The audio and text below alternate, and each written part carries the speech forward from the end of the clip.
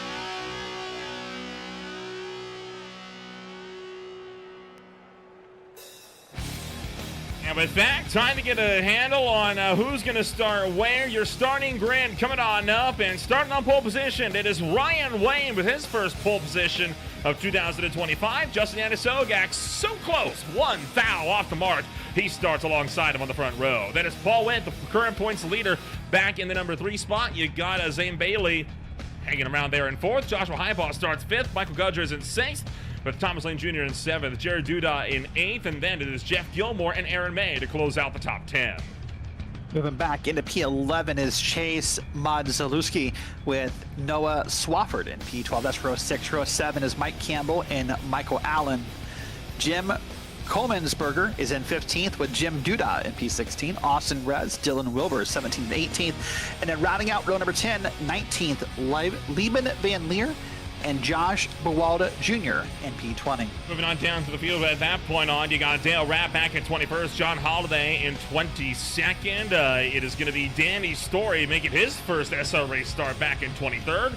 Michael Campbell III is in 24th, Dawson Mitchell in 25th. Cody Witt is in 26th, 27th is Corey Painter. Anthony Lane starts 28th with Robert Morrow and Joshua Jernigan to round out the top 30. And back to the back of the field, Nicholas Braz, P31 with George out there in P32. Ryan McRoberts in P33 with Brennan Gregg. This is Brennan Gregg, the first driver not to set a qualifying time. And then Bruce Dudley, Jordan Jung, and Michael Dow round out a 37-car field. That's a look top to bottom at your starting grid. And all of that is going to take us to racing action this afternoon. The last Kansas race here went relatively caution-free, although I know your luck with getting drama in some of the races we've had whenever you've jumped in ahead of Austin Edstrom.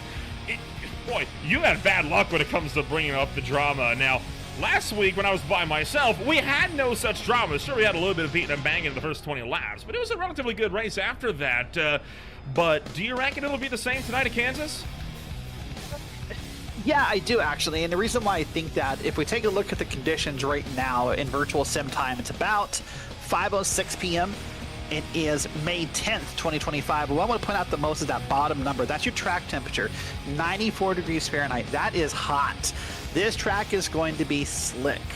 Now, what's going to happen here over time as the clock moves ahead past 5 p.m. into not sunset times, but cooler times, this track is going to get more grip. Drivers are going to get more bold and a little bit more aggressive. But for right now, with a slick track, that's what I'm trying to say, I think there's going to be a couple of slick corners, a couple of trucks who get loose in the beginning.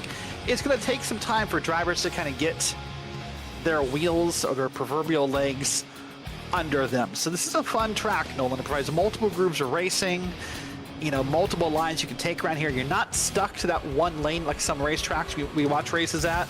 So I'm excited here, but I do think this will be a little bit more aggressive. And also, last note to have here with this setup, with the trucks at Kansas, it's a bit of a draft fest, right? We're not going to see the 2-3 wide herds like we do at Daytona or Talladega, but momentum and drafting matter so much here. That's also going to help create a little bit of the chaos.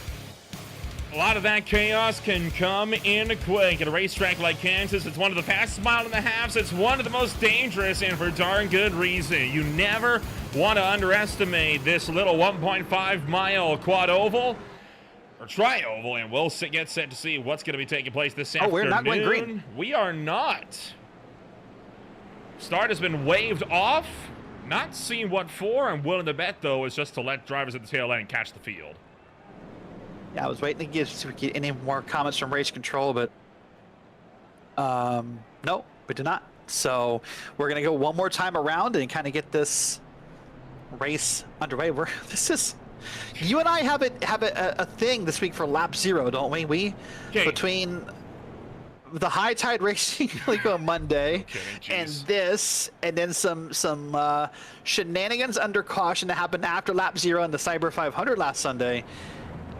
You and I are cursed. I think this is becoming, lap 0 is becoming a thing for the Nolan and Derek commentary team. In all fairness, it's a big grid, right? And this is something that's been kind of regular throughout the entire duration of the season. It hasn't been uncommon this season to see these starts getting waved off. In fact, I think the only one that hasn't been was the one for the season opener at Daytona. And I think it's for good reason, right? You want to make sure everybody's got a chance. And you got 37 trucks. You can take a second to get it formed up. I mean, that's why NASCAR takes 3 pace laps instead of just the 1.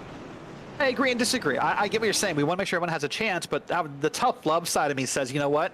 After a couple times when you miss the start, you'll learn to get yourself up there and be ready the first time around. But here we go. Let's try it again. Pace truck down. Good news is everyone is in the same boat. We'll work our way to the Geico restart zone. And from the Kansas City 134, it's go, go, go in front of the Hollywood Casino.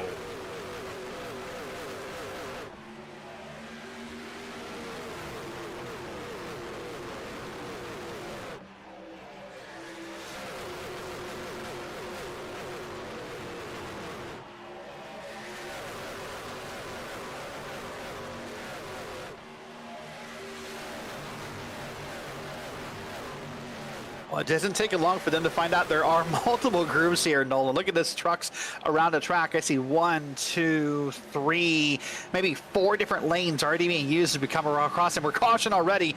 Lap 2, there's a truck spinning around. It's at the 77, it is. Spun around out of 4. Boy, oh boy. Well, this kicked off. That's Robert Amaral in the 77. Going for a slide on the exit of turn numbers 3 and 4. Take a jump back, find out what slows us down for the first time this afternoon. And looking There's Robert like, McGreen. Yeah, kind of just hanging around. I got loose all on his own. That's what I talked about with this track. Is that it's just something about this track, and oh boy, that red and yellow truck barely eked by there. But something about this track, it's a little bit about the air. It's a little bit about, I think, the transitions of the banking here. Trucks get snappy loose here, Nolan. So do all the vehicles. I mean, the Cup cars do it here too. You really have to manage your throttle while these tires get heated up, and unfortunately the 77 goes around. Good news, despite all that, watching the onboard here. Watch this onboard. It's going to be just to his right. Ooh, how to keep up at night. If you weren't awake before, you're awake now. Now, one thing I want to kind of bring up to attention again, we talked about it a bit, right? The fact that these trucks get super light at these high-speed tracks. Watch the rear of this truck here. Look at that. 1, 2, maybe 3 wheels for a moment getting off the ground, and they're not even fully up to speed yet, and he's in the middle of 3 wide. I mean, that is a scary thought to think of what would have happened had he been by himself. Yeah, I mean, that's part of the banking of the track is whenever you have those kind of moments, you're going to get the air moved around and air up under you. That's what gets any of these NASCAR vehicles really scary is when you get air under them. And once you get air under them, you know, unpredictable things happen. Well, here we are, lap 2, first caution. Working here at Kansas Speedway. And right now, I guess if you're the race leader, you're happy, I guess. You get to lead a couple more laps before you get under caution. However, I'm going to say, Nolan, interesting thought here. Race Control has a different opinion. Race Control says the 99 got into the 77, and that's what caused it around. I don't think I solved that. Let's watch it again, but... I wonder if, kind of going to back this up a bit more, I wonder if maybe he's looking at the fact that there wasn't really a lane open and Jordan kind of stuffed it in there. One of the situations, I know there was netcode, but, you know, one of the situations, maybe he thought there was going to be contact regardless. Yeah, so that's something I think you and I talked about. I forget who we had this conversation with a couple days ago. We were talking with someone about netcode, and I said, in my mind, there's 2 types of netcode. There's inevitable contact and, you know, egregious netcode, right? And inevitable netcode means that you can say, hey, listen, yes, the netcode may have kicked in first, but you two are going to make contact. Like, just kind of get over it. And there's the egregious netcode we've all seen from time to time. That kind of falls somewhere in the middle for me. I don't believe that you could... I don't believe that was necessarily going to lead to contact. People could have kept it together there. If you believe that was netcode, which is a separate conversation. So, regardless, that's how Race Control has decided it. Yeah. And this is why we have manual race control, right? They're the ones that are supposed to make those judgment calls. And, you know, we have only what we can see from our broadcast cameras, right? But I mean, race control, they can move all these cameras around. They can zoom in, zoom out, to kind of rotate things around, get all these different angles that we don't have access to with what we got on our presets here. And maybe he saw something that we didn't. Could have taken a much closer analysis at it than we have. I would imagine likely slowed it more than just the half speed we were looking at things at. Yeah, so that's what they're there for. It's their decision. We'll go with that. So here we are. The 13 car came in tonight second in points, currently 2 spots ahead of the guys chasing. So minimal gain here, but with the restart happening, we'll see if he can pull away a lead and cut into that point total. Green flag coming out this time by iRacing pace truck is off. And we enter the Geico restart zone. Green flag is back in the air.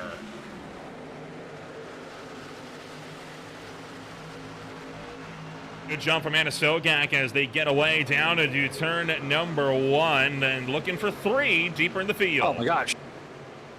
It took less time this time than it did last time for them to find Multigers. We're 3 wide. Look at this back here. That black and green machine stuck in the middle, trying to make sure he doesn't move too much.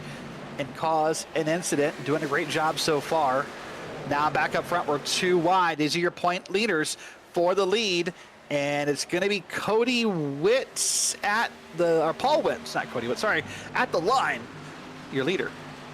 Paul Witt jumping now to the lead here in this one. Anna Sogak working to the top shelf as they hit the back straightaway for the second time this afternoon. Anna Sogak able to pull that outside lane relatively well, but Paul Witt's got that momentum down on the bottom side. 3 wide, multiple rows deep. Just in the background here, coming off of turn numbers 3 and 4. But up front, it is still a battle for the top 2, and there's not been one green flag lap where they've been single file for the top spot. Not been one green flag lap, but they've been almost single file anywhere. I mean, they're still 2, almost 3 wide back here through the field. Oh, look out. There's got a lot of trucks slowing up big time coming around 3 and 4. I think something might have just happened back here. Checks up a good chunk of the field, and that happens just as Witt clears Anna Sogak for the lead. Yeah, I keep hearing calls in the driver radio of possible wrecking, and then it seems like maybe more so it's concerns and checkups than an actual wreck happening. But here we go. Battle for the lead. Anna Sogak's going to try to come around. There you see evidence of something that may have happened a lap or so. That big puff of smoke there in turn 1, and all is clear for now. Well, right now that top lane is forming, and they are forming up top. Let's see the replay, though. Let's see what happens. Watch these 2 yellow trucks. So a little bit of contact with the, oh my gosh. I was thinking we might find a trace. I didn't think we'd get straight to the incident itself. I mean, that'll do it. Yeah, that's what we call evidence in the system right there. That's caught in 4K. That's, yeah, right there. So great battle up front. We were single file up top when we went away to the replay, and now we come back and they're stretched out 2 by 2. And again, I said in the opening, one of the reasons I like this track, Nolan, a lot of drivers will prefer the high sides. You can kind of hang it wide open, and or at least more so wide open, and kind of ride at the top of the track, almost like what we call a Larson line. But there are multiple grooves here. You can race the bottom of this track. You can get down on an apron and find some speed to pass someone on the front straight. Lots of possibilities here. So this is more about what the driver thinks is comfortable and not what the track forces you to do, as we see Witt again trying to take the pass here. Still trying to make that pass happen round the outside. Anna Sogak on offense down low. But that outside lane reigns supreme at Kansas. How many races have we seen in the Cup Series, right, where these guys just rip the high side? Trucks got a little bit more validity to use that bottom lane, but right now, Witt sees no reason to jump down low. He is just hogging the wall. Making good use of it as well. And in fact, now Anna Sogak under fire from Jared Duda. Sweeps across the nose, and Duda cuts low. Goodness, that was close. But Duda right there. And Anna Sogak, I would think almost Nolan would be better served getting in line. I mean, again, this is not a drafting track in the way we use that word, but, you know, draft and momentum matters here. So now it's Anna Sogak and Duda being traced down by Gudger and Bailey. By the way, Zane Bailey has quickly fallen back here. He was up battling for P3 and suddenly found himself back in P5, almost back in P6, being passed by Aaron May. So maybe he's just kind of laying back and trying to save some tires, but I did notice he has moved back a couple spots here lately. Yeah, Zane Bailey, kind of a driver that I've noticed lacks a little bit in the mid-run pace. He's good on the long run if he could just get the long run going for him. He's awesome in the short run, but these middle portions, right where you kind of transition from short run to long run pace, that's where he really tends to struggle. And right now, still holding his own relatively well up in the number 5 spot, trying to chase down Michael Gudger in front. By the way, Gudger with a brand new look on that truck, usually running the yellow and purple LSU scheme, and looking like that has changed. He now runs a Ford Performance F-150. Yeah, it's a nice look there on that Ford 150, and doing really great there with the 64. Got it up here, and hey, listen, if you're going to get a new paint scheme, why not get it up front and show off that paint on the broadcast? So congrats to him for doing so. But already 15 laps in, this race does go fast. Nolan, if this thing stays green, I mean, we're turning lap times in the 31-second range. We could be done with this race in about, what, an hour or so if we can keep it green. So we'll see how that plays on. Here's a battle with the 41 and the 16 on track. So you see all throughout the field, this is kind of why I like this track, with it being momentum-based, everything is it up and down the field. Not everyone may be racing for the lead, but everybody is racing for something.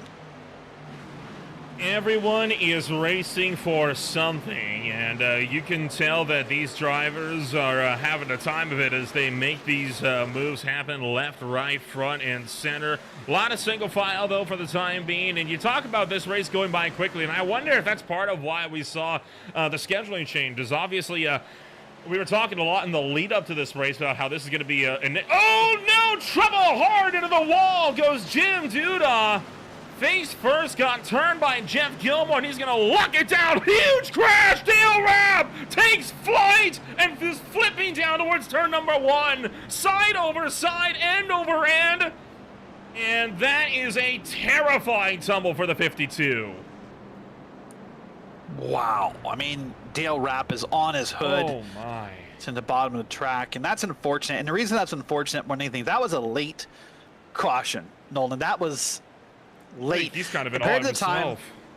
Compared to the time that you and I saw Duda hit the wall head first, and right there, from the time that happened to the time the yellow came out was a big gap. And I think, unfortunately, it caused some drivers to kind of keep driving through and find that moment. My goodness. So it'll be 2 incidents to look at here. The first is going to be the one that puts Duda up on the wall. Watch this blue and yellow machine. Now, Duda comes up first and kind of makes contact. And then the yellow and blue machine comes down. And I don't know if that's retaliation or just unaware, spatial awareness being a problem. But I mean, Duda's fine right here. He's angry and has that big puff of smoke, but then he sort of loops it around. Oh, my goodness. And I'm assuming this is at half speed on the replay? Yeah, half speed. And I want to point that out because I think when we watch it again at full speed next, it looks a little less suspicious than it does in half speed with what Duda sort of turns that truck. I think in full speed, that all happens so fast that I think you're going to see that there was no intent there by Duda. I mean, let's watch it. This is full speed. The contact, the hook.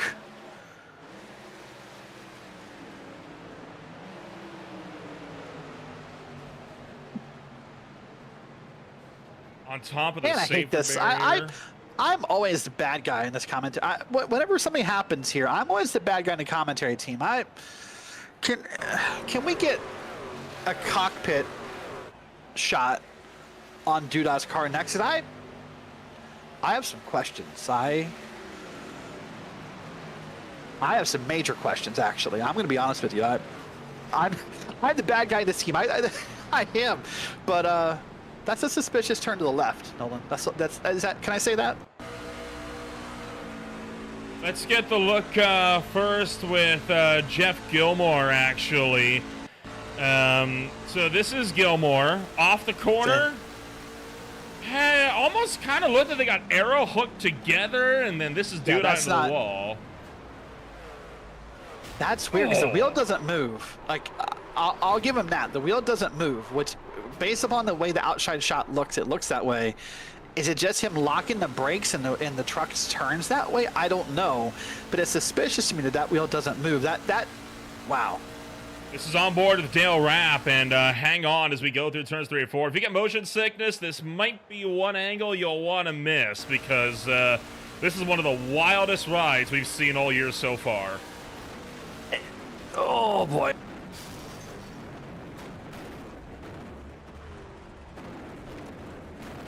That is, I said it before, right? But Derek, that is one of the wildest sights I have ever seen in my life.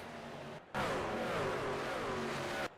it's more so frustrating for Dale Rapp because, like, I mean, as of right now, he has no idea until right about here that lane is closing. I mean, and as of this point, I'm pretty sure the caution's not even out yet. That's the more frustrating part, is that he had no idea something was wrong. The caution's not out. He is the cause of the caution, weirdly enough. It's not the contact with the outside wall.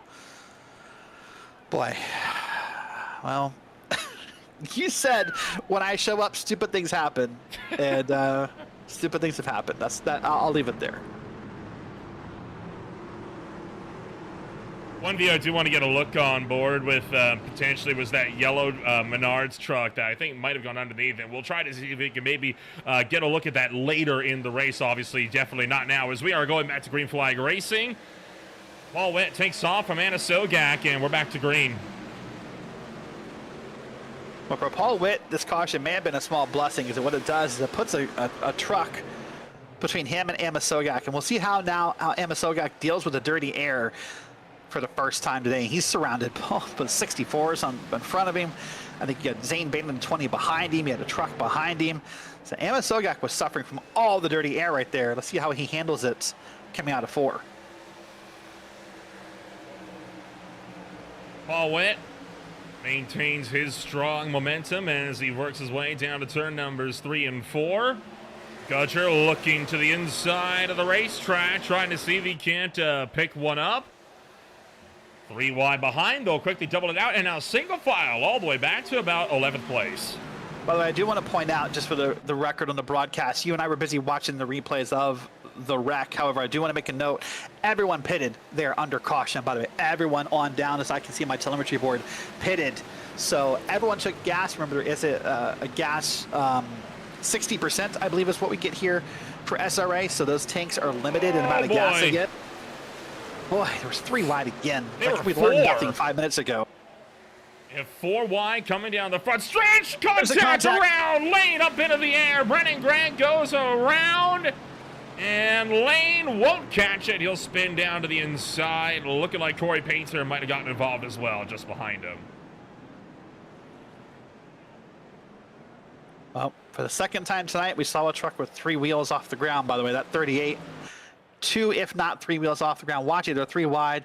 The white truck, I think, makes contact with the truck above and it shoots down. And boy, oh boy, there's that 38 spinning around.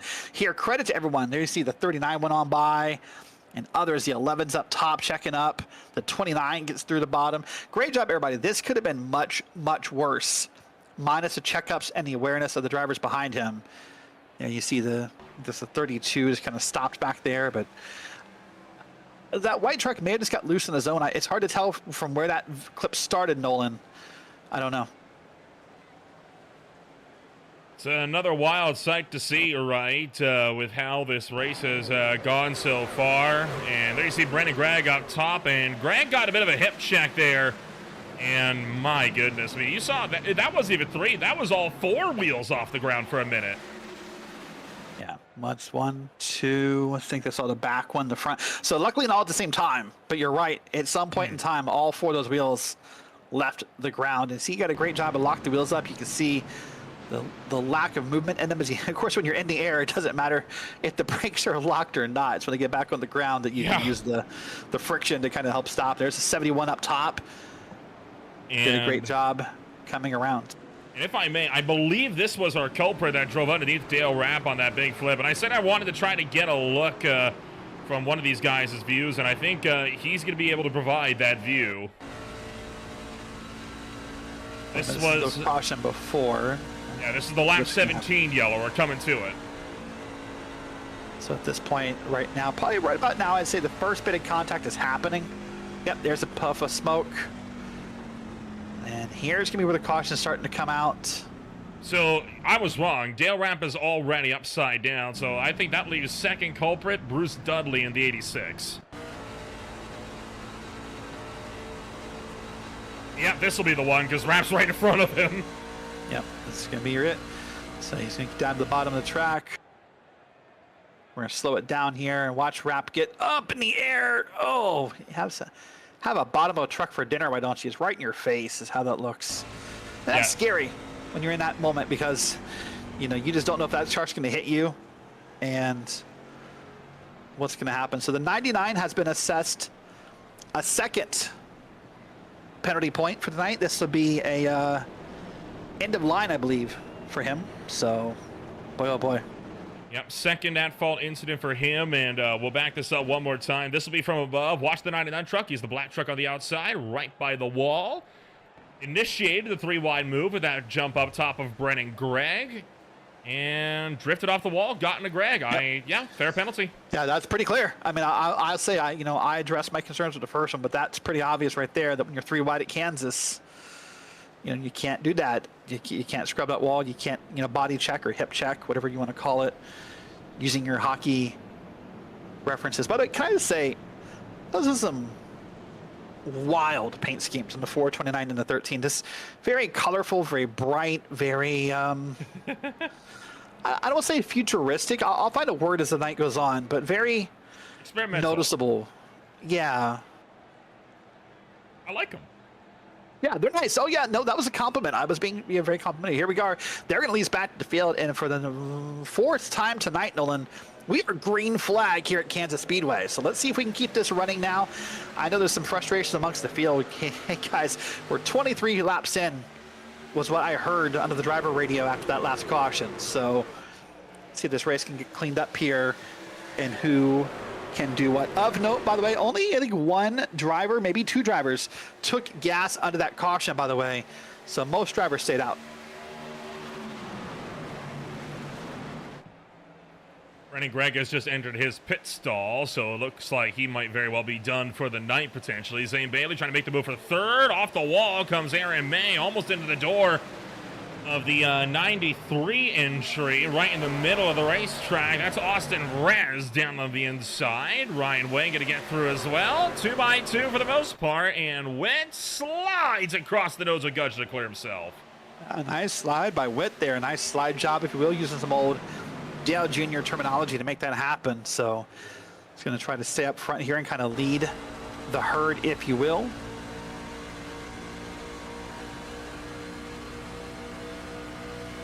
Look at those hands, by the way. Those hands will tell you a lot about how happy a driver is as this race goes on, Nolan. Typically, not perfect analogy, but typically, the smoother the hand movement, the happier the driver inside the vehicle.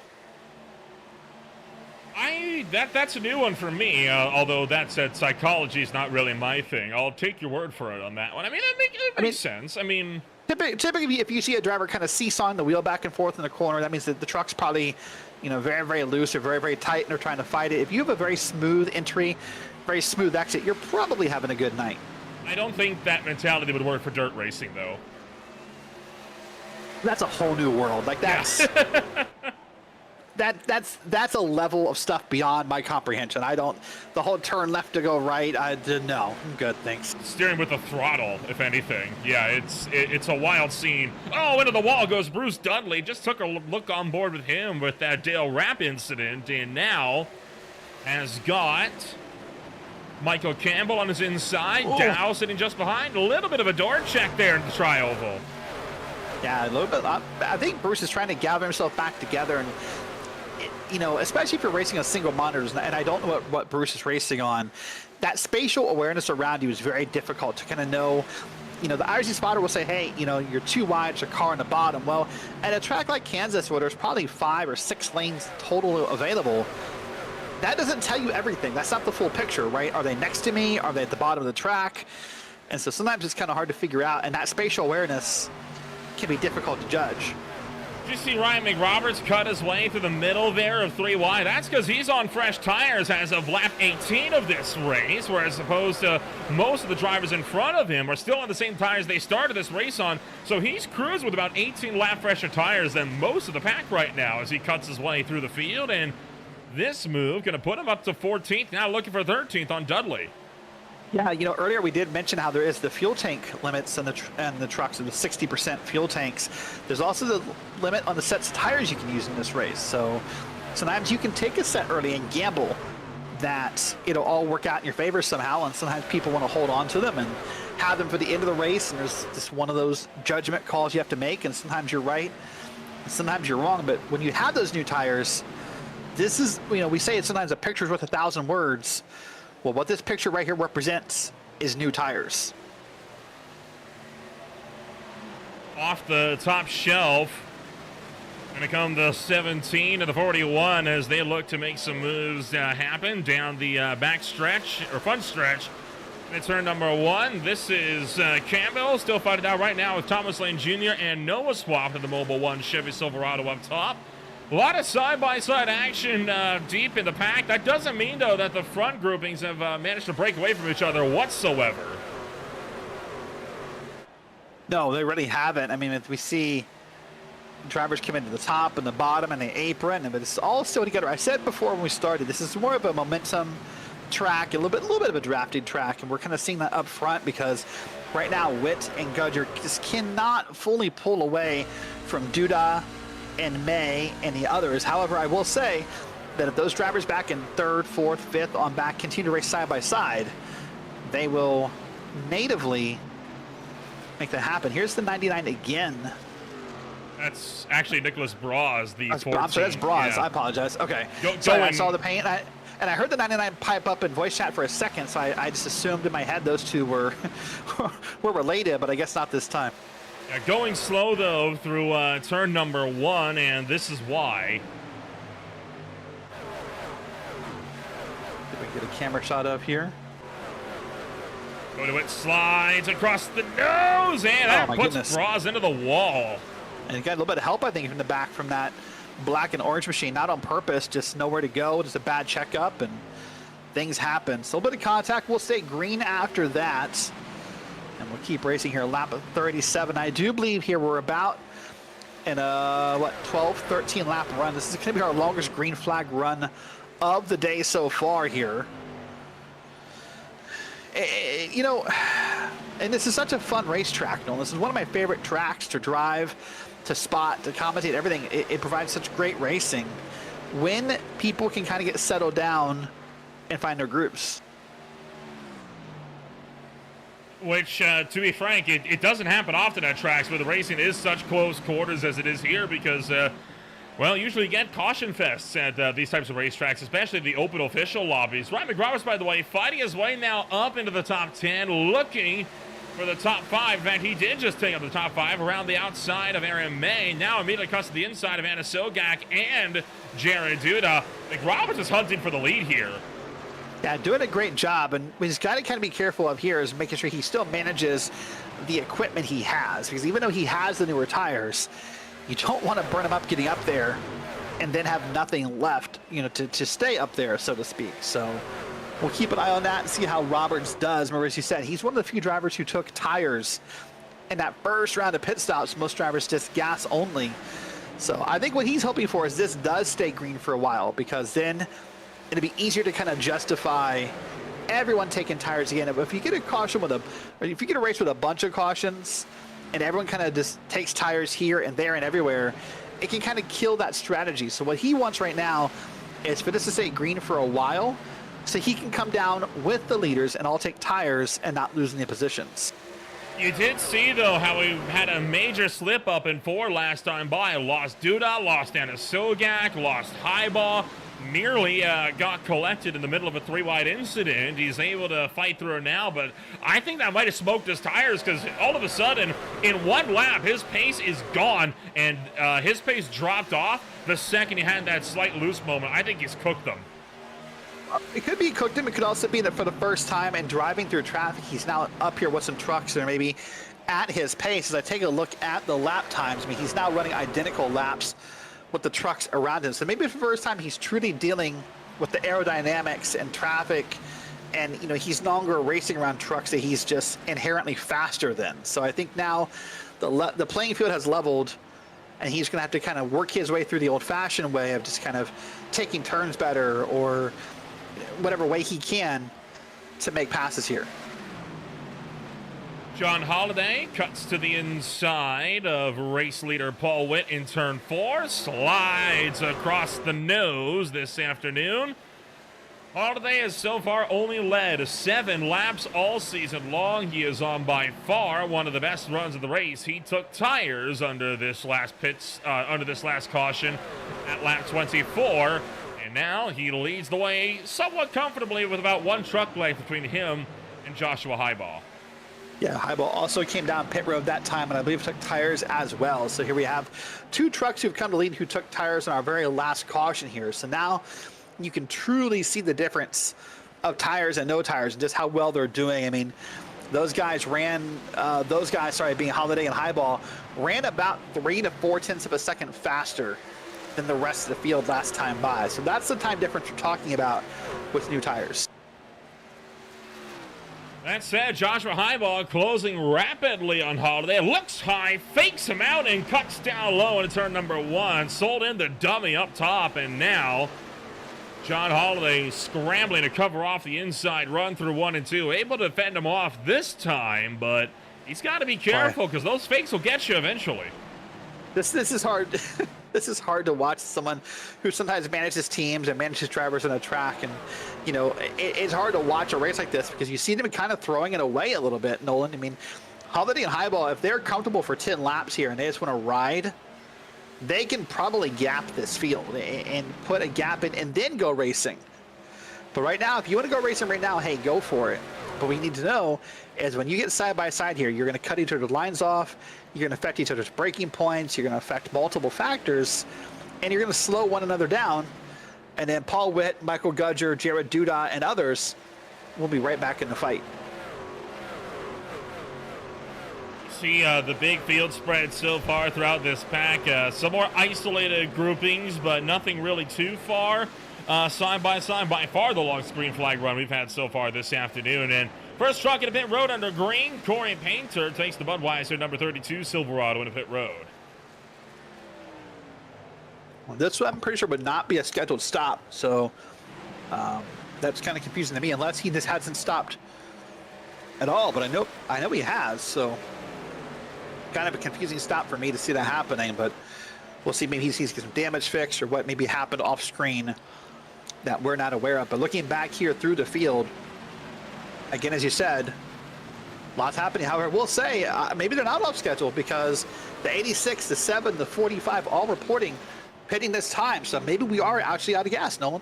Well, remember, fuel tanks are not much, and at these bottom of the halves, that fuel window only lasts about 30 laps or so. So for the trucks that pitted at about lap 18, they are just about bang on the field numbers right now for having to come down to pit road, and we're about to see some of those stops this time by. Here comes the 7 of Austin Mitchell.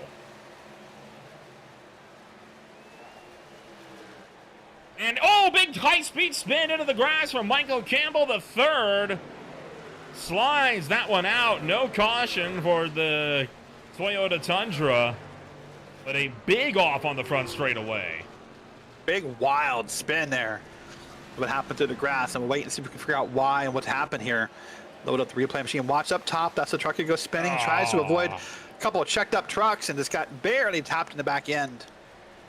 And around he went. It's interesting, sort of good timing. I was going to talk in a moment, Nolan, about pit entry here at Kansas because the first couple of trucks we saw live do it, I thought to myself, boy, they're checking up super early for those pit entries. And then sure enough, that's what happened to cause that contact, which caused that truck to spin around.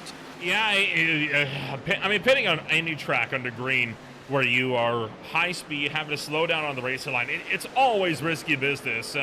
Kansas's one advantage, the fact that a lot of the racing line tends to be further up the racetrack than most, like tracks like Vegas, so the risk is mitigated. But as we just saw, it's never zero.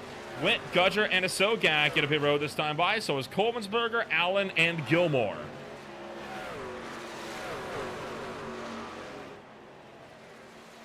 As of right now, say your top 16 have yet to pit from according to my timing and scoring screen. So still some cars yet to pit as we come around here. And of course, what drivers are trying to do as we ride on board here with Ryan Wayne. Oh, there's a car spun around. Locks it down, able to correct, and I think Thomas Lane Jr. might have missed him, but he would have had a face full of smoke.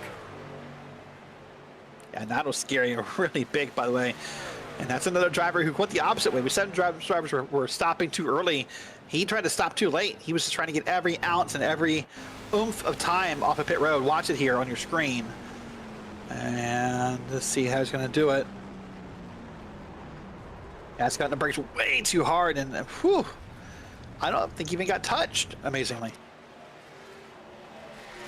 In comes Bailey, McRoberts, Van Leer, Wilbers, Swafford. So pit road, a very busy place right now with our first green flag pit stop cycle of the afternoon.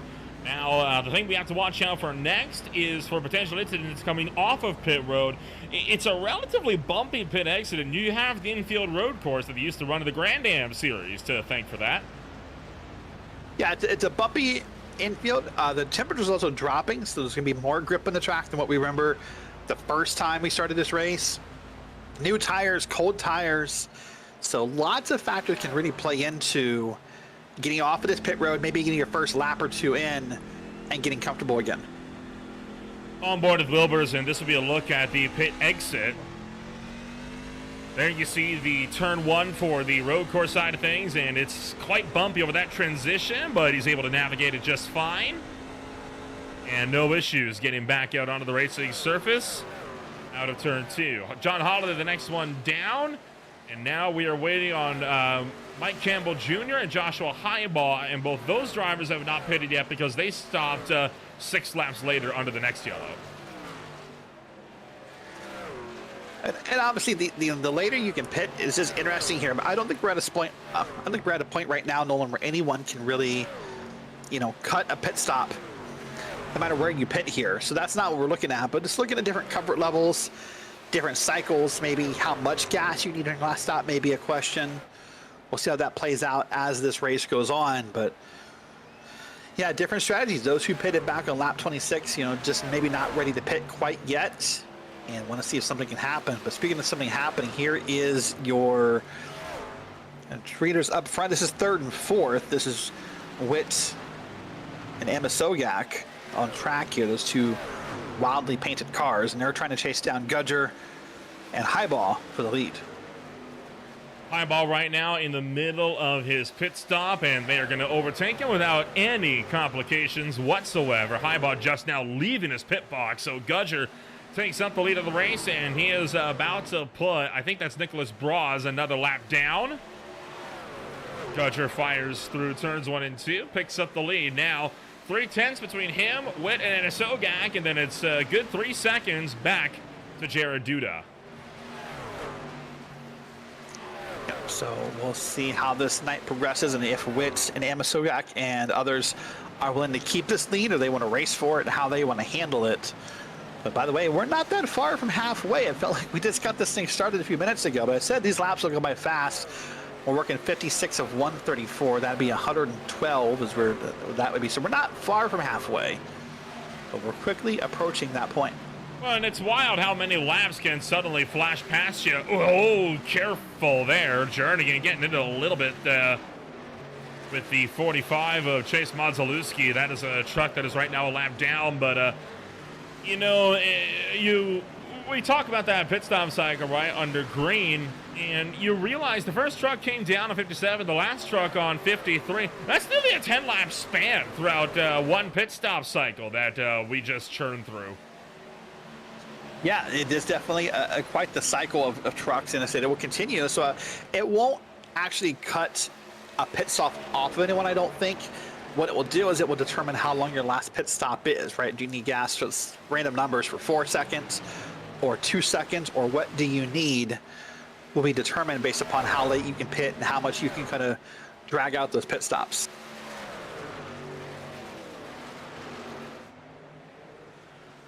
So primary battle, the one for the top 3. It is one of the closer groupings of 3 trucks on the racetrack. I think the next closest one would be the one for 18th between Corey Painter, Josh Jernigan, Jeff Gilmore, and Noah Swafford. We were already kind of tracking a bit earlier on. And in fact, to the inside of Painter, going to go Jernigan, picks off the spot and making moves as well as Noah Swafford down the inside. Yeah, lots of great moves be happening up and down this track, and we kind of focus on the leaders and we were focusing on pit stops, but lots of great moments. Here's that yellow and blue machine we saw involved in the first or second incident of the night, and that truck looks okay. Either he got it fixed on pit road, or maybe there was no damage to it in the first place. But after the incident with Duda, I do not see any major damage to that truck.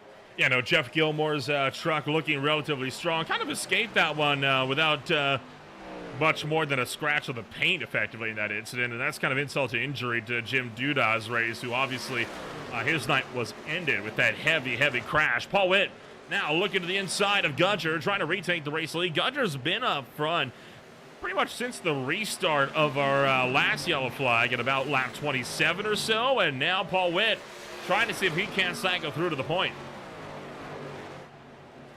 Yeah, trying to do a great job. Being patient here is Witt, so is Emma Sogak. Just trying to see if they can bide their time and to sort of make something happen naturally, right? They have 61 laps here.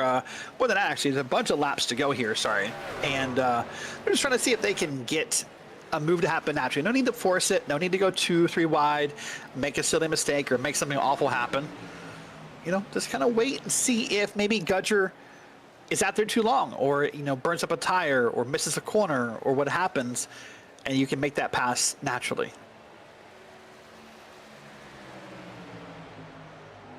And who knows, could be helped by some drivers playing around a bit with the strategies later on in the race.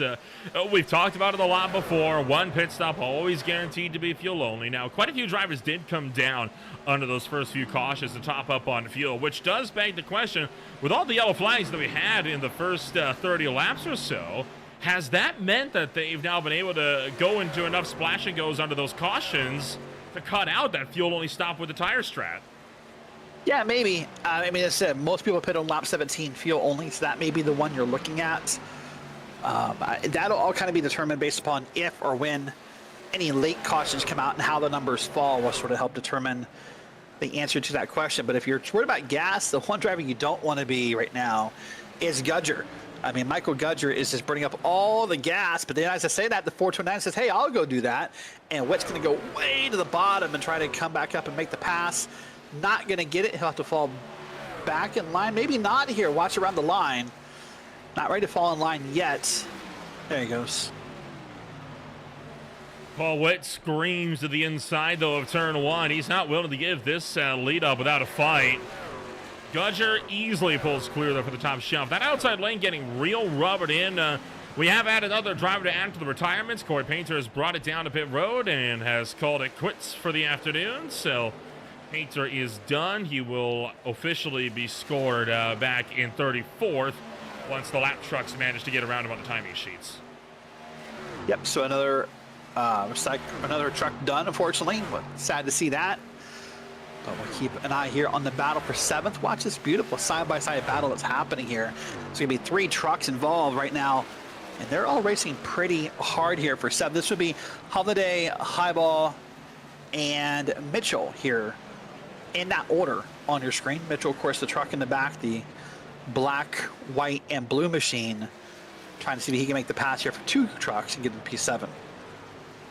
Yeah, Austin Mitchell had the number 7 spot, lost it at the top of the lap down to the turn 1. So Highball working to get to the back of John Holiday. They do have some lap traffic to work through. That is Joshua Highball. No, sorry, that's Campbell in the 71 entry. Campbell Jr. specifically, who we see now being overtaken by John Holiday. And Highball thinking about 3, but thinks better of it. Yeah, you got to wonder if maybe some of the incidents early in this track earlier, Nolan, have kind of maybe changed some people's perspective on how willing they are to make some of those moves, right? Maybe you saw how bad they went earlier for a driver. You know what? I can be patient.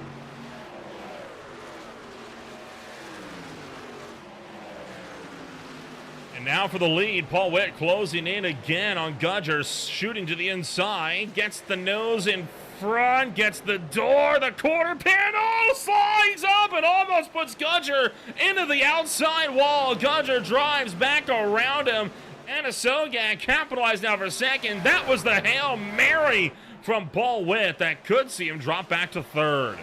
Yeah, you got to wonder how many of those you get per race, right? And how many big moves you get like that where you kind of get to force the issue. And when you're Witt and you're up there and you're sort of riding on the side of Gudger, you have to commit to that and stick to it if that's what you want. But watch this beautiful move. We saw Witt, really multiple times trying this bottom lane, trying to make it work. This time he rides up to the 64, gets him up here almost against the wall. Maybe there is some contact here. Whoa. Yep, definitely is. And then I think he sort of spooked himself right there, Nolan, and instead he backed down the track and lifted a little bit, and that's why he gave up the spot. On board with Michael Gudger. This is going to be a view of this. Watch Paul Witt come in from the inside line, slides up the track, and you even heard Gudger lift there for a moment because he wasn't sure if he was going to get into the wall. Yeah, I mean, a little bit of no fear there from Gudger. I like that. He just held the truck straight. He didn't move up at all. He said, hey, if we're going to make contact, I'm just going to kind of try my best to absorb it and make it happen. He didn't try to rub up against the wall or, get, lifted out of that truck or anything. He was in it to win it. Certainly was in it to win it. Did a fantastic job, though, of hanging on to that. That could have been a pretty big wreck that took out the top 3. What that has allowed is for Jared Duda to start to close in the pack. He's been steadily running your top 3 down, and as they go side by side for second, Jared Duda closes to within half a second third place runner, Justin Anasogak. Yeah, Duda doing a great job here, trying to see what he can get involved and become relevant in this battle with that green, white, and blue truck, and wants to get up here and be involved. Remember, he's not the Duda that was involved in the wreck earlier. There's more than one Duda in this league, so if you're wondering how to get up there, well, he's not the one in the wreck earlier, so he survived that, and that truck looks great. And now he's really caught onto the back of the draft here. He's barely caught onto the back of Witt and, pardon me, Amasogak, and is quickly catching up. Father-son duo, usually a formidable force, but right now the prodigal son drives alone as he tries to run down these guys and pick up a podium. Some dramas early on, but otherwise it's been a very, very solid race as far as racing action goes this afternoon. Gudger still leading the way, and they've been side by side for second here for what, like 5-6 laps now with no end in sight. It feels that way. Yeah, it definitely feels that way. They've been side by side for a while.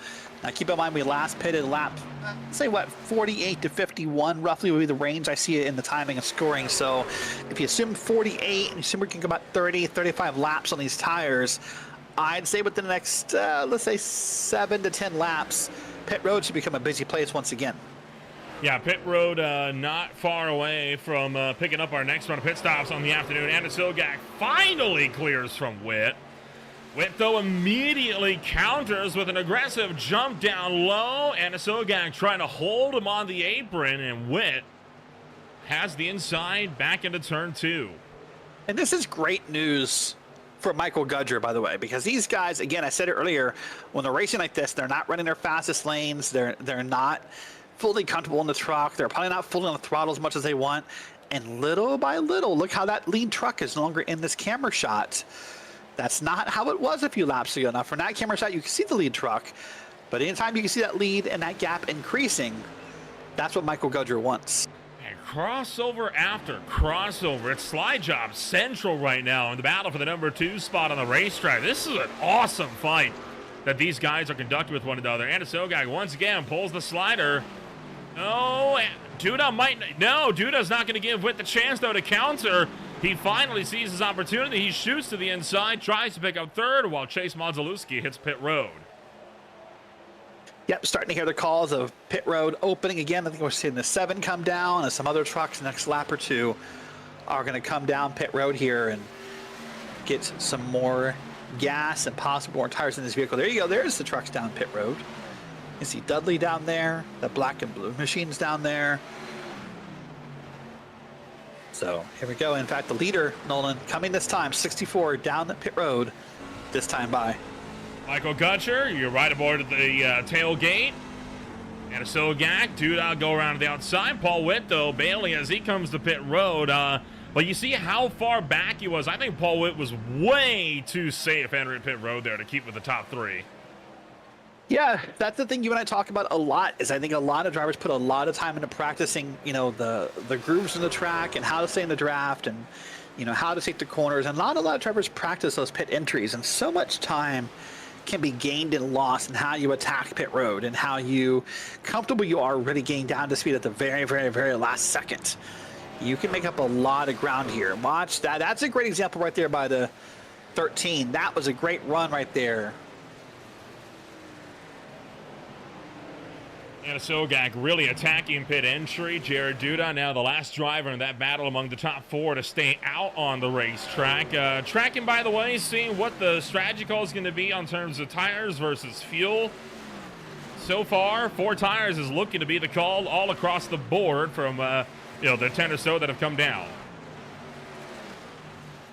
So once again, pit road's becoming a busy place here, and this is where you hold your breath if you're one of the early pitters, Nolan, because what you don't want is to have, you know, your trip down pit road occur and then a caution comes out halfway through the cycle, because it'll trap you a lap down. You may never ever get that lap back, and it will drastically affect how the rest of the race goes for you. You might have just I'm not gonna lie, I thought you jinxed it for a moment, because as you were saying that, I saw a big flash of red on my event recorder that said Ryan McRoberts crashed. Oh no, let's see what happened to him here. This is a 23. I think it's gonna be just getting down to speed on the track here. No? What happens to him?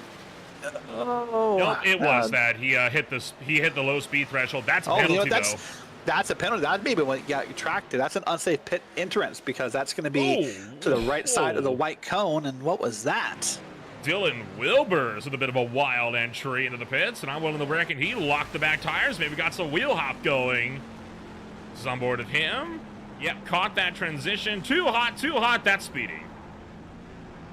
Yep, that is speeding, so he'll get caught for that.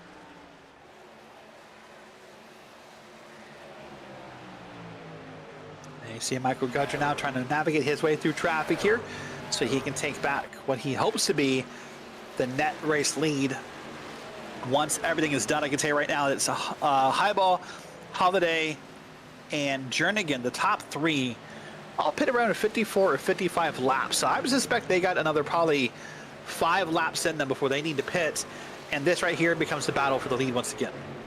Not quite for the lead. This is actually for second because Gudger is 1.7 up the road. That's true. I just say that, by the way, and then I heard they're called down pit road, so Jerrigan's going to pit this time by. So that'll be 2 trucks of Highball and Holiday on track, and then you come down to Gudger and the others battling for the lead. Here's a They're coming this time. That are kind of getting themselves sorted. You already see Anthony Lane down low on the racetrack. Joshua Highball. Oh, sliding out. Holiday going to overtake him. And that's a caution. Oh, no. That's going to be a penalty for the 41. I'm not sure about the truck ahead of him. That would mean to be under review, but the 41 is going to get caught. Boy, for that's Highball. He's going to get caught for entering a closed pit, Nolan. Yeah, no kidding. Tough the truck break. In front of him, that'll be a judgment call on when the caution came out, but I'm positive the 41 crossed afterwards. I'm willing to bet he definitely was the cause of the caution because I'm not seeing anything else on my event recorder on screen right now. Highball was the only driver that was sideways. He was slowing down rapidly right at the racing line as well. Right, if he had 2 tires still up on the racing surface, I think that's pretty cut and dry about what that yellow's for. The good news is there's already 19 trucks back on the lead lap. Yeah, so I guess the good news for most people is that, you know, the leaders were pitting and everyone else was kind of getting themselves sorted back where they belong. So not that many trucks, if any, are going to be trapped a lap down here. I think the first 19 trucks all the way back down through Michael Allen will be scored on the lead lap. Well, and that is going to take us back to racing action this afternoon in just a little while. We're going to take ourselves a quick step back. When we return, it's going to be more racing action on Green Flag TV. Caution number 4, and we're past halfway.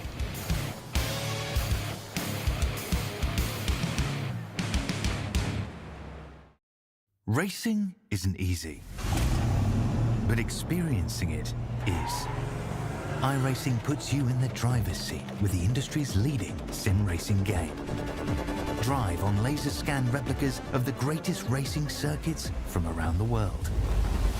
Go head-to-head against other drivers chosen by skill-based matchmaking to ensure competitive racing at every level. Compete across all your favorite series.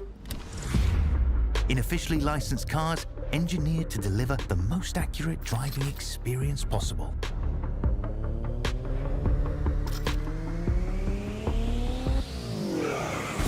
Join a race or host your own with players from across the globe. Race against the computer or in a league with friends. Feel the thrill behind the wheel. Visit iRacing.com.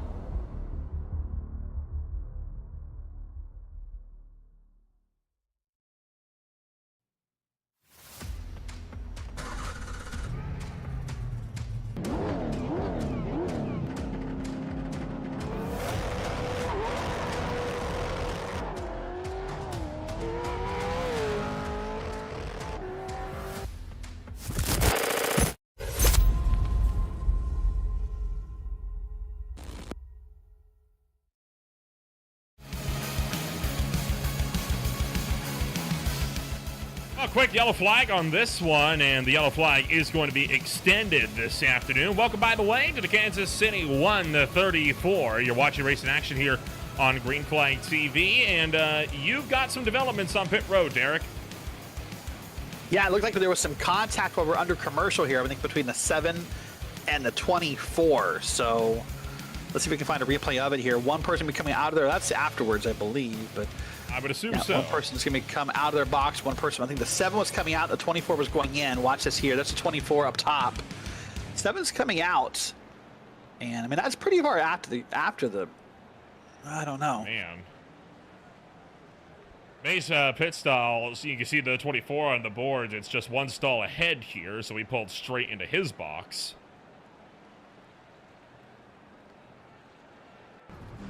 All right, well, I can say right now, let's watch this again here. This is with Mitchell. Yep. That's the hazard of not having a spotter on pit road, right? I mean, yes and no. You have an IRC spotter in theory that should tell you car low to pay attention to it. All right, well, Yeah, here we got.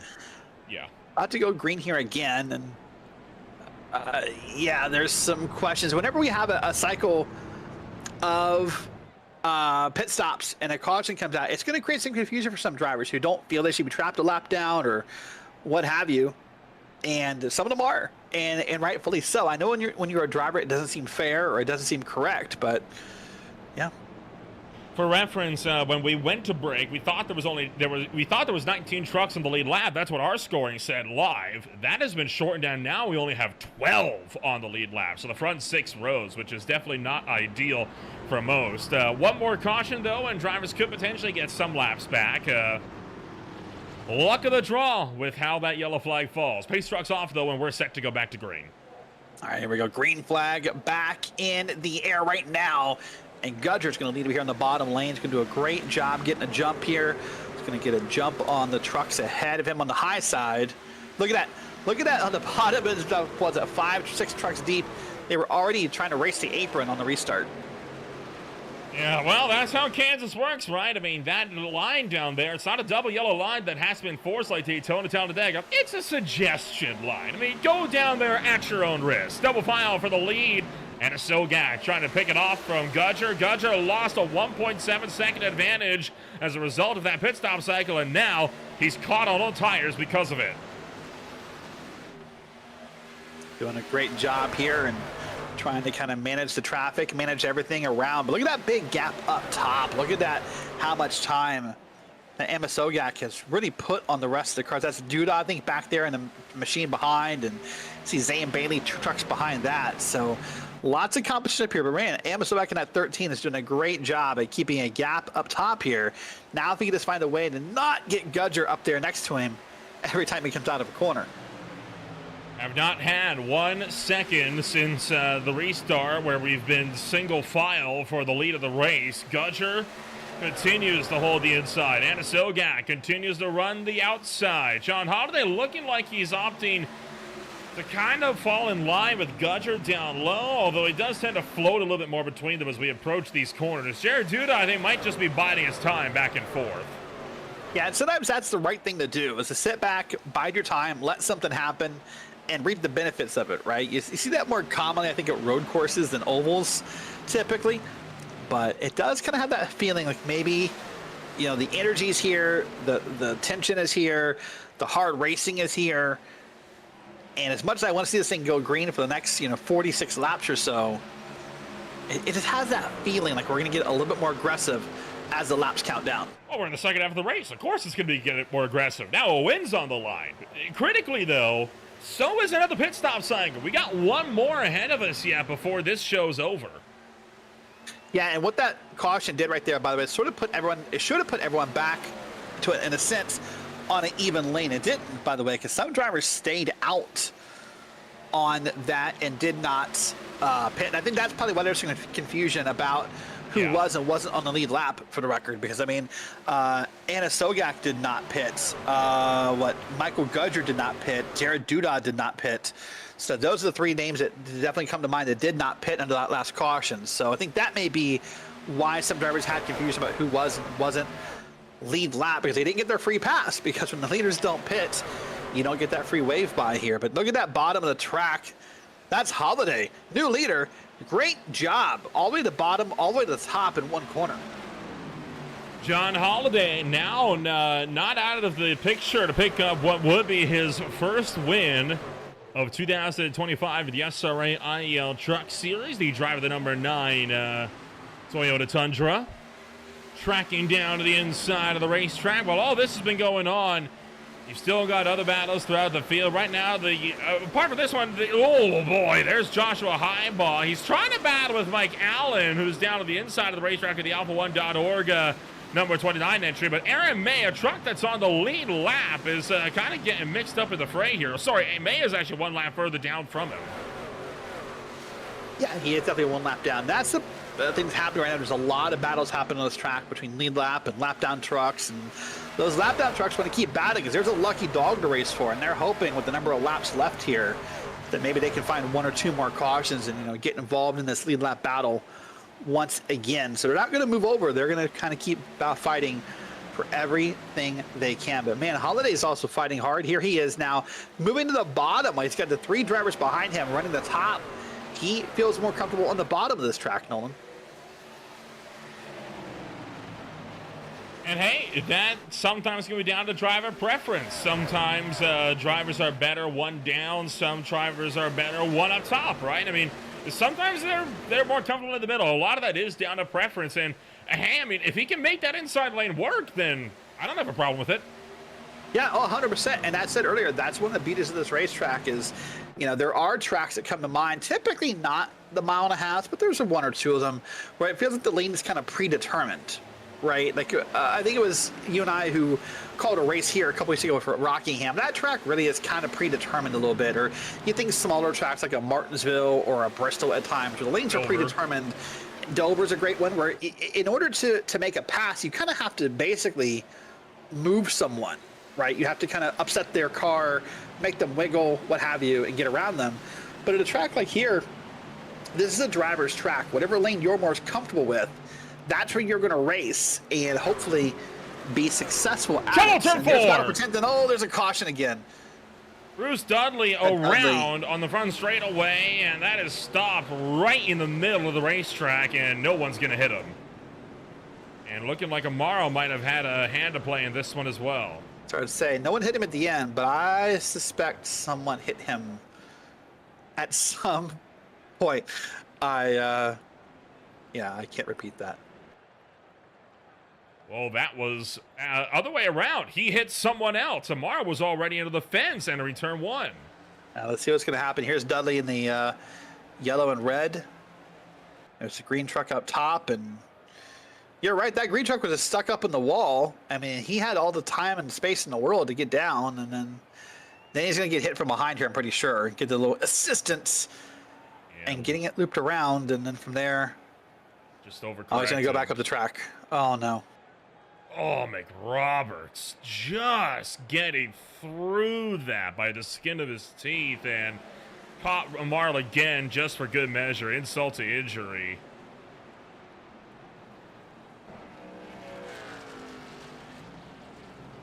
And a lot of trucks in a pit road now. I don't think they're going to be able to make it to the end from here. I mean, 35 laps maybe when take the green flag. What do you reckon? This will be close. This will be extremely close. And boy, Bruce Dudley wrecked someone under yellow out of frustration. Unfortunately, that's. Oh, did he really? He really did wreck the green. I think the Mountain Dew machine, who he found up at the top of the wall right before coming down pit road. Man. He just. Yeah, that's some. That's in poor taste. Yeah, Bruce Dudley disqualified from the race, rightfully so, when we see the replay here. So this is the initial contact. That's what happens, and then gets around him, and that's what happens. But if we skim ahead a little bit to where Bruce is going to try to pit in, he finds that truck again and runs him over. So this will be Robert Amaro.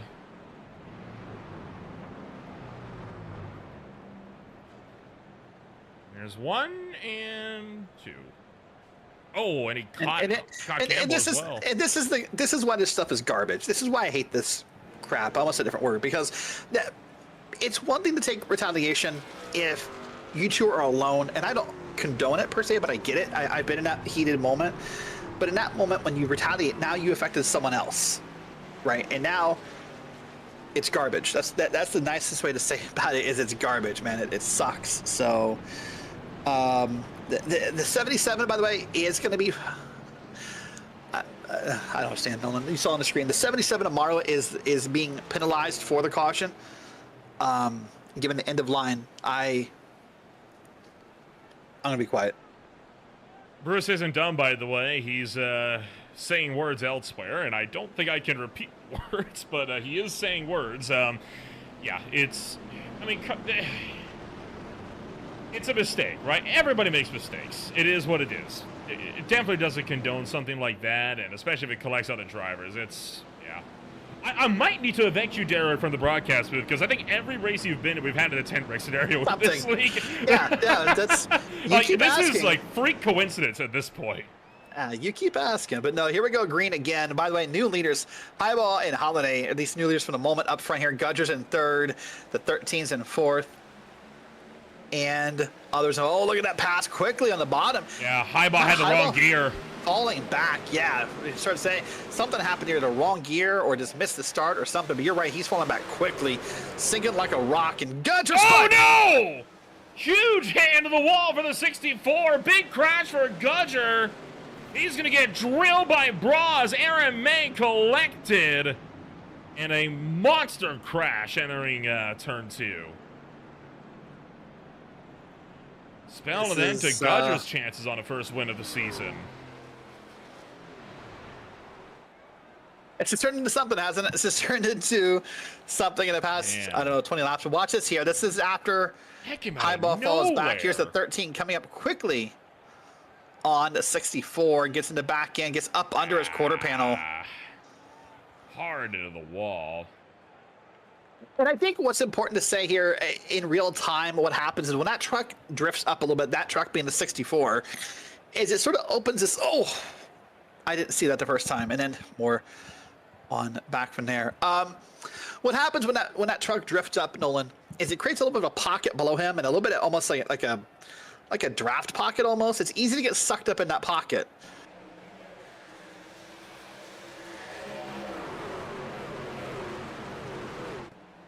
I'm just, that escalated quickly, and just nowhere for Bras to go, nowhere for May to go. You can tell neither one of those guys ever saw that coming.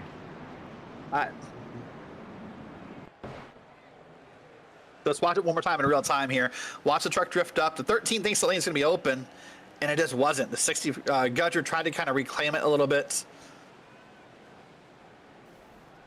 The way Bras' truck just stopped on a dime like that was insane. This is going to be the restart from Highball. Want to kind of get an idea of what may have happened to the driver, the number 41.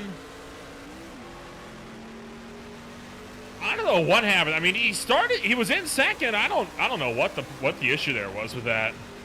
I think he missed a gear at some point. The way you're falling back that fast has to be missing a gear. Like that has to. I mean, throttle, though, all the way to the corner.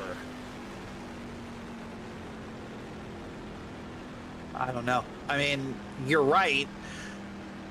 I'm just saying I don't know what else would cause you to be that. I mean, luckily, luck caused him to be that slow, because he probably have been up here involved in this had he not. But, oh my gosh. Did you see as well, again, those tires, the back wheels lifted off the ground, and that is why that truck did not slow down a bit going to the outside wall. No, unfortunately. I mean, this is one of those tracks, I think, by the way, it's a little deceiving. Watch this again here. By the way, I can say right now that the truck watch the back wheels on the bottom is going to be the one blamed for this wreck. There's 2 wheels off the ground and more. But I mean, I was going to say this track's a little deceiving in that it looks fairly flat, quote unquote, but it's not. There's always some degree of banking, I think, almost at every point in this track. And so when there's banking involved, and you're going to have these trucks be a little off center in their weights and what have you, that truck there blamed for the caution and sent to the back. And he appealed, I'll say that. He adamantly appealed to race control live in the race, and lost. Well, I mean, and to be fair, his claim is that the 64, tried to come back down and take the spot basically, or reclaim the spot. Sorry, is the word I wanted to use. I mean, credit to Race Control. He's following the precedent that he did set earlier on with that first caution of the night as well. Sure. I'll go with that. So let's get back racing. This is now going to be Duda, by the way, leading, I think, for the first time tonight. He'll have Holiday there, Witt, Bailey, and Lear up in P5. So I think so many trucks have had involved in incidents, Nolan. We're kind of getting to the point where we're seeing new trucks up top. Boy, look at that great jump there. That was a bit of not a jump, but a bit of a push, maybe both, for Duda. And he is doing a great job in the first couple corners. Look at that big gap he has back there to Bailey and others on the high lane. Highball again, by the way, tumbling through the field down to the tail end.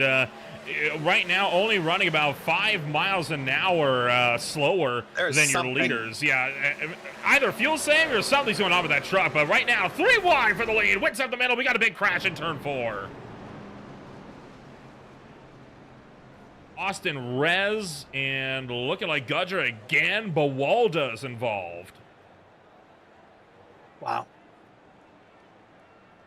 Well, let's wait and see what happens before we comment on it. And this is the 93 here. Obviously, we think he's going to be involved in some way. So let's watch from his perspective. And I think there's going to be trucks up in the wall here at some point. Oh, there it is. Yep. The 72 and the 93.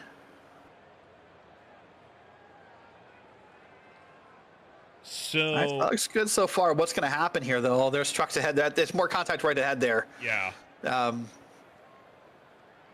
That's going to be the second contact, if you will. Yeah, so looking like 2 separate incidents with this one, and potentially one leading to the other. So Campbell just drifts up, flips Austin Rez, and sends him around, and then right there. That's the 5 getting turned around by the purple machine. Yeah, up into the outside wall. But while already laps down in this one, so I think one of those kind of one incident leading to another, they got together just trying to avoid the wreck.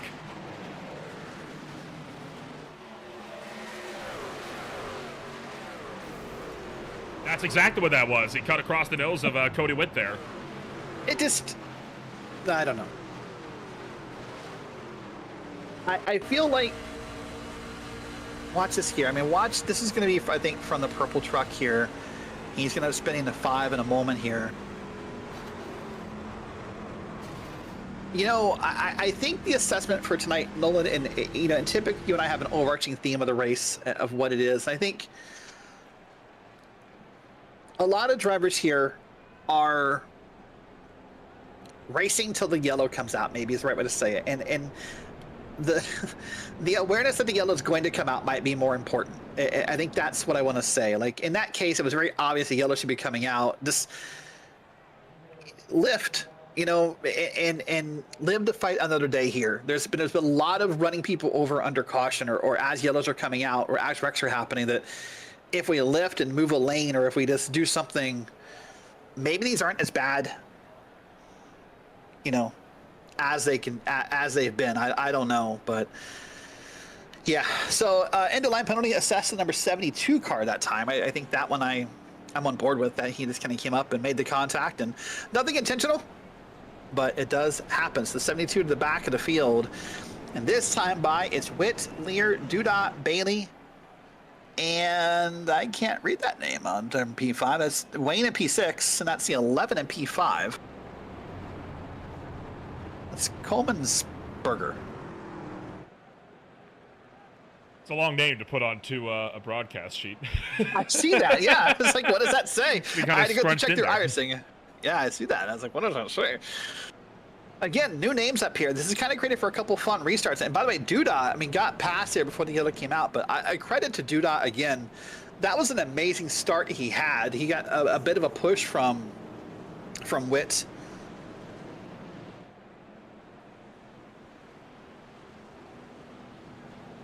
Yeah, it was a great launch. Duda tends to be great off of the restarts. We saw that a lot during his tenure in the mini stock series and the few truck starts he's gotten so far this season. And he could potentially go back on offensive for the lead here. If he gets another good launch into the Geico restart zone, green flag is in the air this time by Paul Witt. Jumps. Duda clears for second, tucking down low. Going to be the number 60. Bailey trying to force the hole, and he's just going to get in there between him and Kolbensberger. Yeah, did a great job just getting there, and I think that yellow truck sort of forced his way in, and Bailey lifted a little bit, but here we are now back through the field. They're too wide already, but look at this push. Now it's Duda pushing Witt, the complete opposite of the last restart. George Kirifides low on the racetrack and slowing, potentially coming to pit road. Bon Van Leer, meanwhile, jumping to the point. Paul Witt gonna get the nose in there as well. Two trucks sideways in the infield. Cody Witt's gone around, but Walda's gone around. No caution yet, though, as Van Leer cuts down low into turn one. Great job here by Lear's. Waited till the last couple minutes of this race to lead here. So we're now past the lap 100 mark. You see on top of your screen, 26 laps to go. Now Witt's going to get passed by here again. And boy, oh boy, they're moving. Here's that smoke, by the way. That was going to be from that incident you talked about a moment ago. But they're all cleared up, and we're going to keep racing. We'll get a look at that replay after this battle for the lead has calmed down some. Paul Witt way up to the high side of turn one. Gonna pull clear from the top shelf, and Van Leer tucks in line for the number 2 spot, and looking like that's all she wrote for now. This is what happened to Witt and Buwalda. Yeah, we'll come back to the replay and watch it here. That's that purple truck. That looks to be a little bit, before the moment of contact, and just, I don't think he was in the full control of that truck, but you might argue he could have maybe, I don't know. It's hard to tell from the angle if he had a touch of the brakes or not, but came down the track and back down the track and then made the contact, and Buwalda, I can tell you, is not happy. I don't blame him. Caught up in 2 crashes back-to-back in less than 5 laps. I'd be a bit angry too. Meanwhile, the fight for the lead actually tapering off big time. Look at the gap that Paul Witt is building on Van Leer.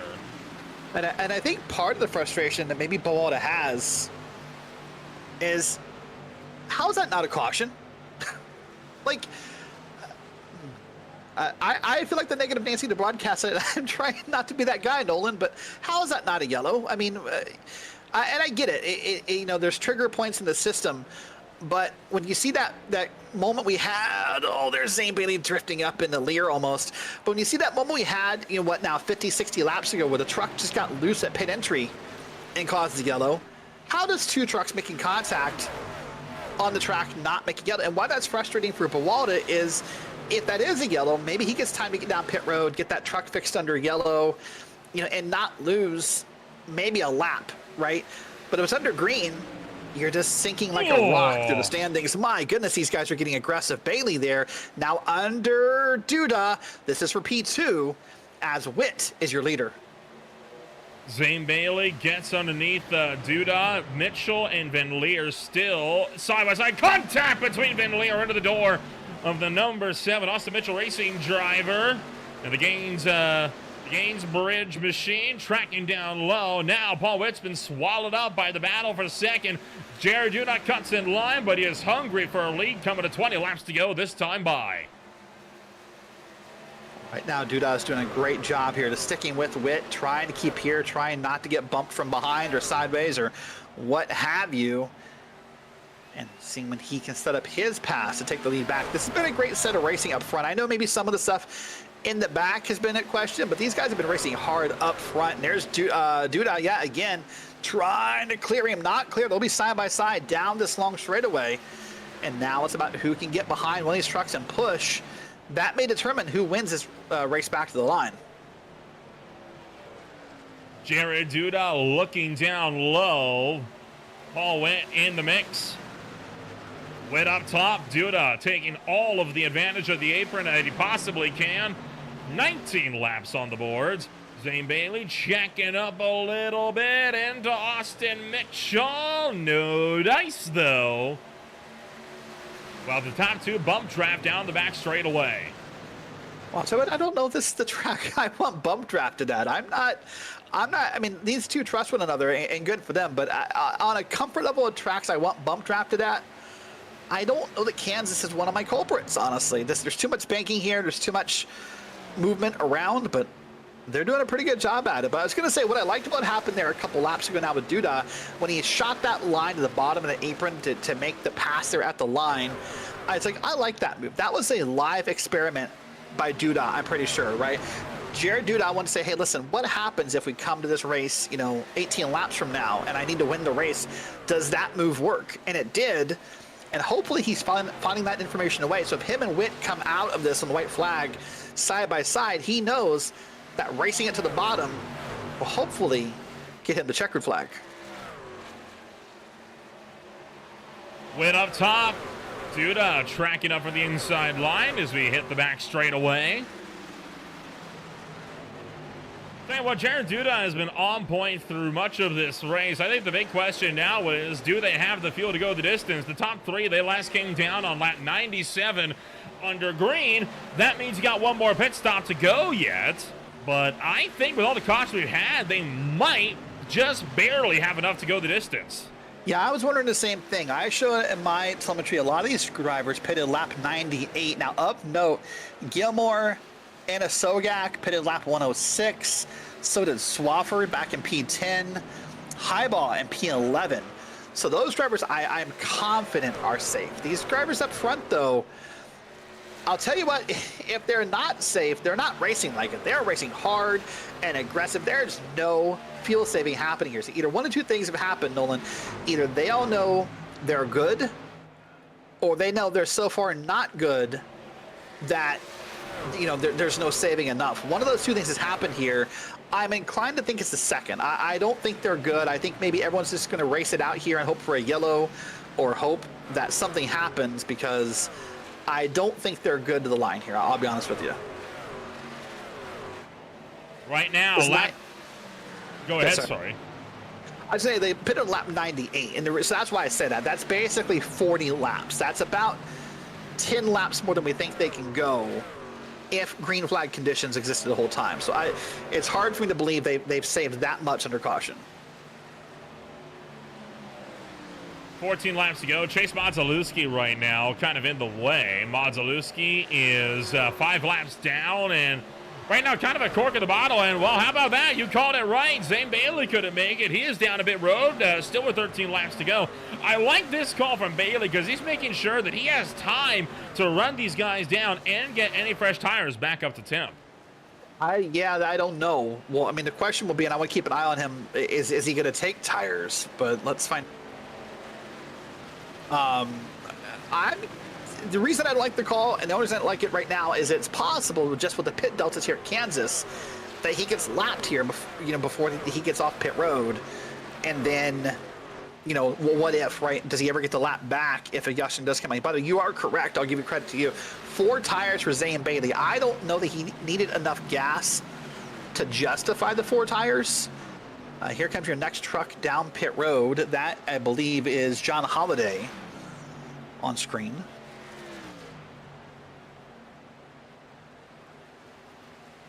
Holiday, the next truck in, and looking like Michael Gutcher is trying to just keep his truck going in a straight line. Gutcher just trying to finish this race. He just went down another lap. Meanwhile, Witt and Duda now in lockstep for the battle for the lead. They have just a 10th between them, and you got 1 second back to Jim Coleman'sberger. And there's an analogy that gets used in sports sometimes about, it's called ripping defeat from the jaws of victory. And right now, that's the story for Gudger tonight. I mean, at one point, he was up here. He was dominant. He led this race. He looked like he was at least in contention to have his name up there at the end of the race. And then, unfortunately, had some couple of incidents and now finds himself well behind the pace of the leaders. Well, here on track, this is Duda and Witt, and they are still racing around. Now, what's happening here is they're going to catch some lap traffic, and I'm curious to see how they handle it. And what I mean by that is, are they going to kind of stick behind this traffic? And if so, they're trying to fuel save a little bit. Look at that. They're going to try and use lap traffic here to get a bit of a draft and see if they can fuel save. So obviously it's a concern for them, but I guess they think if they do this correctly, as almost made contact there, that maybe they can save enough fuel by drafting the lap traffic.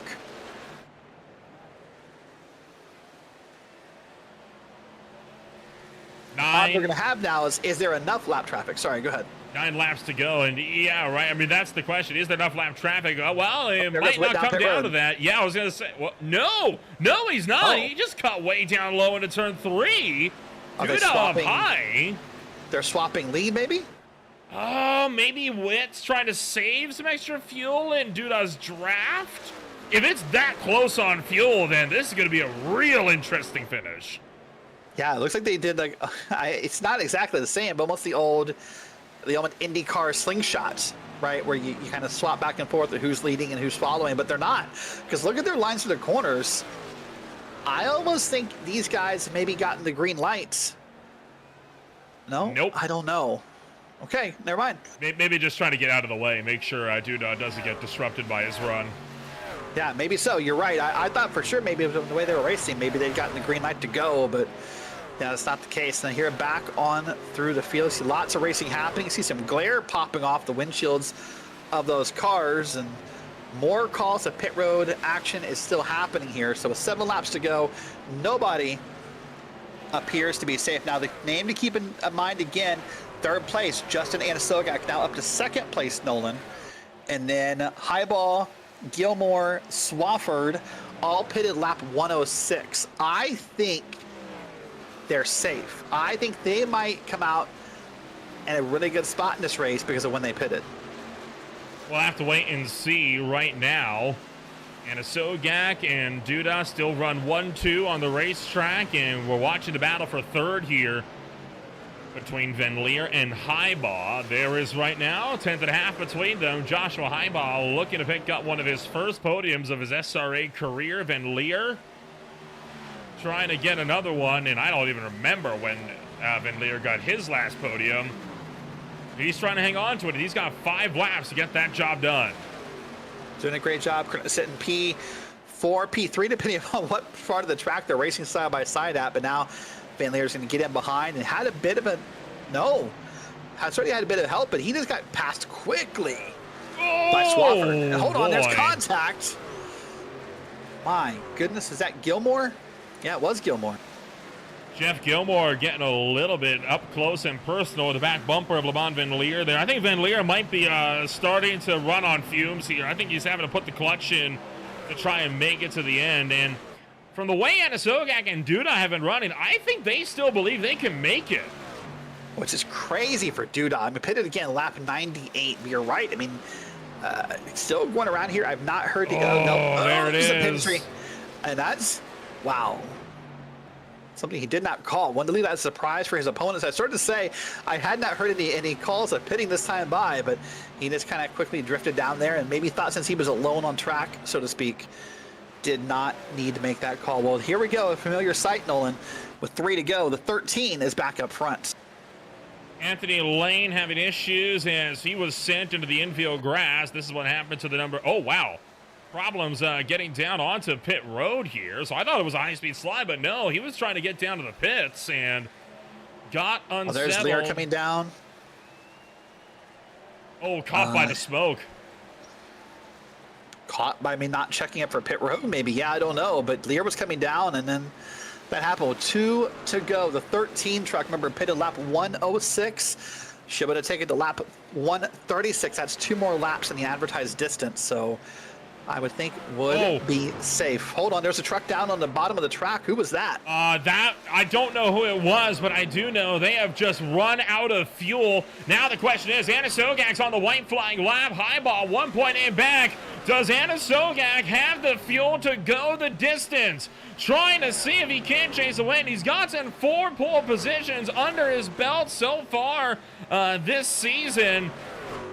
Win count so far, trying to see if he can pick up another good result for the number 13. In turn numbers 3 and 4, speed down to 160 miles an hour. And Justin Anasogak finally takes win number 1 of his SRA career. Pulls off the fuel game for the W. Wow, what a great run, great strategy, great call to pit when he did, and it led to his first victory.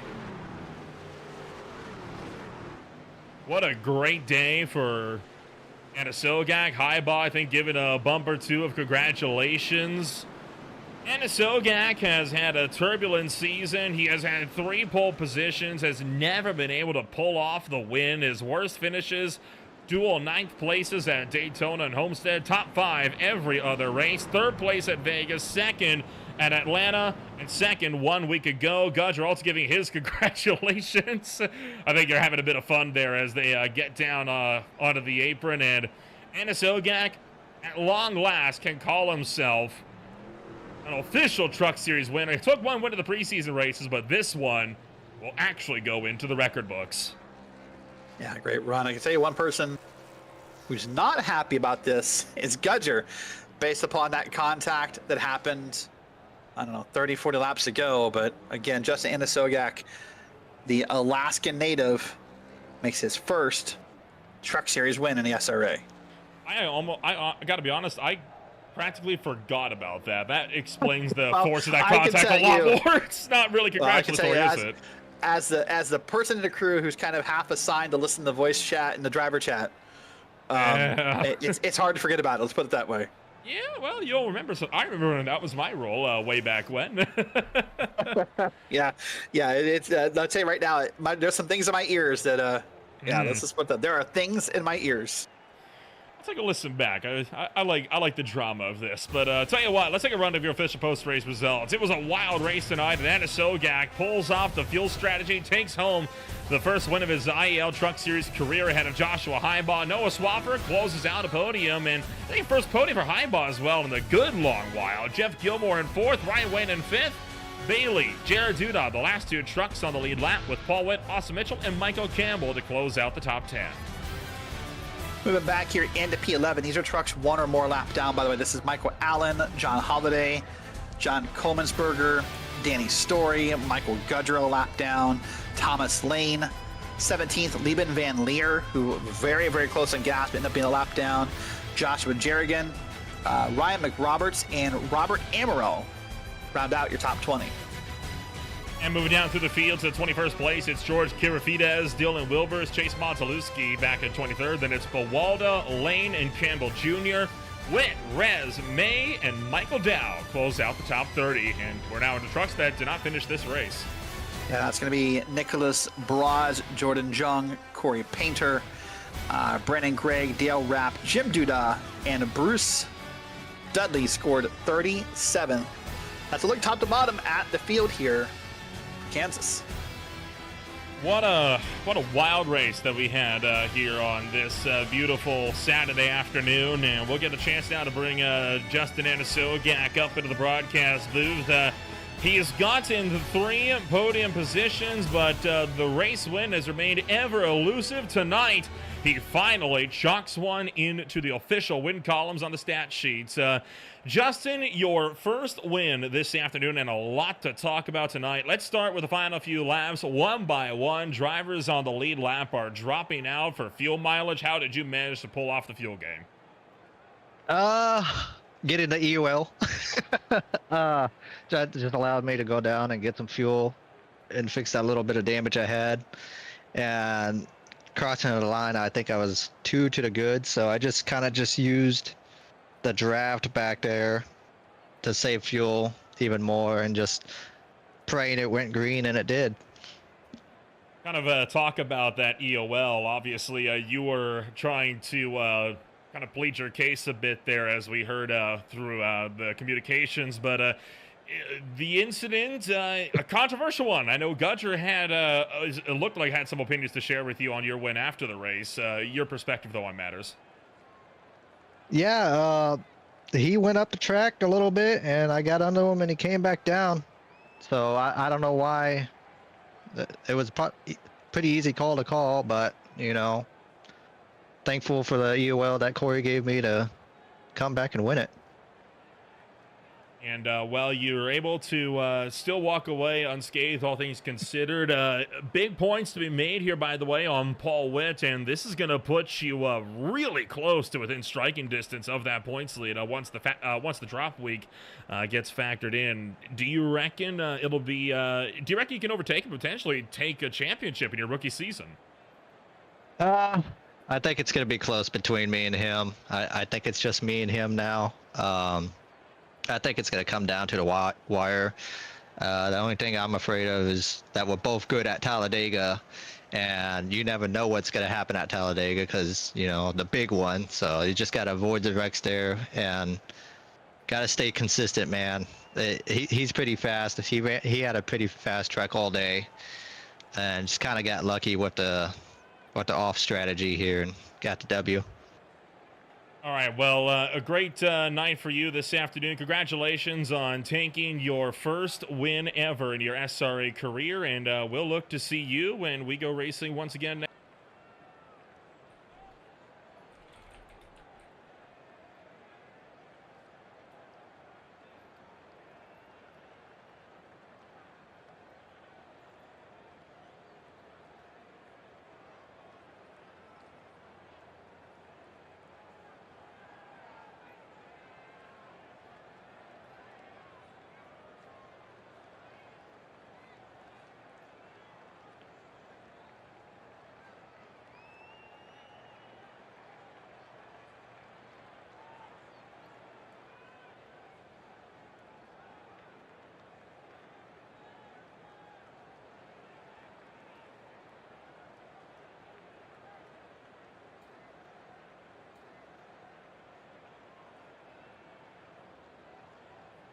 Come out front for that first green flag cycle, and that kind of helped us. And then that caution come out, and it kind of equaled the playing field back up, and we're like, oh, what do we do now? But it was a good race. I really got to thank my Silver Fox Racing crew. They've helped me out a lot. Dale Rapp, Anthony Lane, Delta, Mike Allen's been a big help. Justin's been a big help, and Bill Hales. I'll tell you what, these guys have helped turn my racing program around over about the last 2 months, and I wouldn't be in this league if it wasn't for them guys. And I hope it's just the start of good things to come, you know. And this league's tough. There's a lot of really A caliber drivers in here, who at any point you can, out of 40 cars, 28 of them can win. So it's just a matter of, hey, count your lucky stars when you finish good here, I guess. And I think that is the best part, what you said about having friends or teammates in the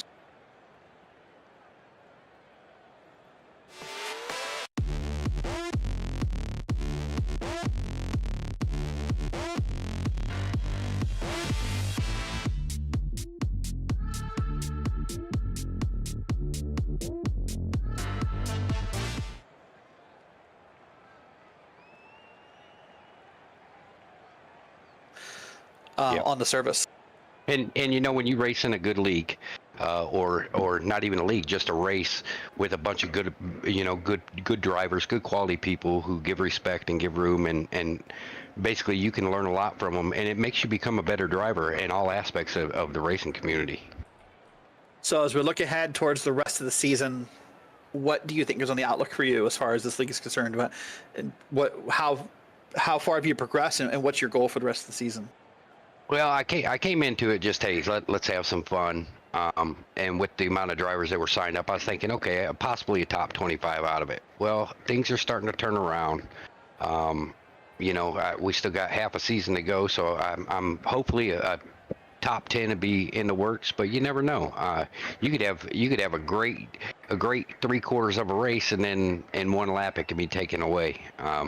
So I just want to have some fun, hanging out with some good people, some good drivers, good friends, and you know, build lasting relationships from that point.